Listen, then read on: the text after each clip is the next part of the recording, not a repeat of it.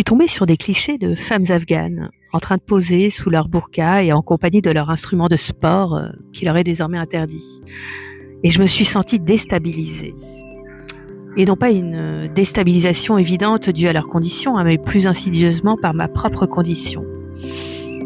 J'ai presque honte de l'admettre et pourtant c'est ma réalité du moment. Je me sens enfermée comme si je ne pouvais voir le monde qu'à travers un prisme réduit. J'ai presque l'impression d'avoir une vision rétrécie de mon champ des possibles. Et c'est ça qui m'a percutée. Parce que moi, à l'évidence, je peux ouvrir ma porte du champ des possibles. Je vis dans un monde où, en tant que femme, j'ai le droit de vivre où je veux. Un monde où j'ai le droit de transformer ma vie si j'en ai envie. Alors qu'en ce moment, je me comporte comme si j'étais bloquée. Et comme si je pouvais à peine tenter timidement de me lancer dans ce qui me ferait vibrer. Je le vois, je tergiverse, j'avance de 2 pas, je recule d'1,5. C'est comme si je restais paralysée devant la porte du champ des possibles. Alors que, en vrai, j'ai le choix.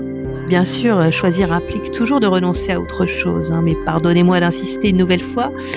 J'ai vraiment le choix, je ne risque pas ma vie ou la torture si j'ai envie de transformer ma vie.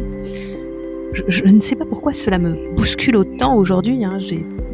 J'ai à nouveau presque honte de me comparer à ces femmes et pourtant c'est ce qui me bouleverse en cet instant. J'ai même envie de leur rendre hommage en ouvrant ma porte du champ des possibles, en grand, en élargissant mon horizon. Parce que moi, en cet instant, j'ai vraiment le choix.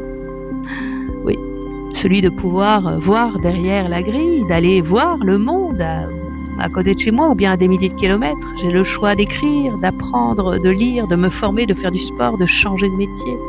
J'ai même le choix de rester le cul posé sur mon canapé ou de partir en rando. Alors à toutes ces femmes dont les droits se rétrécissent, je dédie mon choix d'ouvrir la porte en grand à mes rêves et même de savourer le fait que j'ai le choix de pouvoir aller mieux. Je ne risque pas d'être battue, lapidée, enfermée sous une burqa que je ne désire pas porter. Alors oui, j'ai presque honte de ne pas savourer ce choix, parce que moi je vis dans un monde où j'ai accès à tout ou presque et que parfois j'oublie de mettre en œuvre tout ce que j'ai au fond de mon cœur.